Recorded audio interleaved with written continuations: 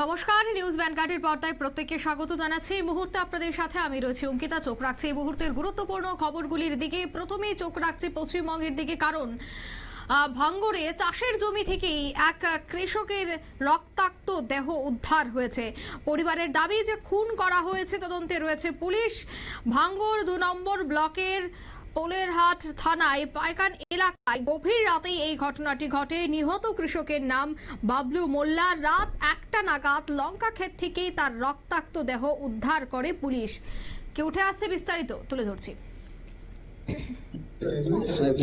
এটা হচ্ছে অন্তদ্বন্দ্ব হচ্ছে জমি জায়গা সংক্রান্ত ব্যাপারে। নিজেও জমি বেচতো না, ভাই বোনেদের হচ্ছে বেচতে দেবে না, এই চক্রান্ত চলছিল বহুদিন ধরে।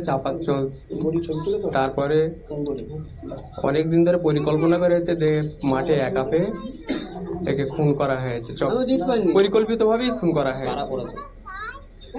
উনি জমি দিতে রাজি হয়নি, ওরা হচ্ছে প্রতিবেশীরাই করছে, কেন তার বাইরের লোক আসেনি, প্রতিবেশীরাই হচ্ছে এর সঙ্গে ইনভলভ। পিটিয়ে খুন করা হয়েছে। হয়তো ভয় ভীতি দেখিয়েছে, কিছু করতে চেয়েছিল, তারপরে হয়তো বাড়াবাড়ি হয়ে গেছে। শেষমেশ হচ্ছে হত্যাই করে দিয়েছে, যে প্রমাণ লোপাটের জন্য। আমার দাবি যেন হচ্ছে তাকে যেন তাদেরকে কঠোর হচ্ছে শাস্তিমূলক ব্যবস্থা করা হয়। সেলিম মোল্লা আমার হচ্ছে বোনাই।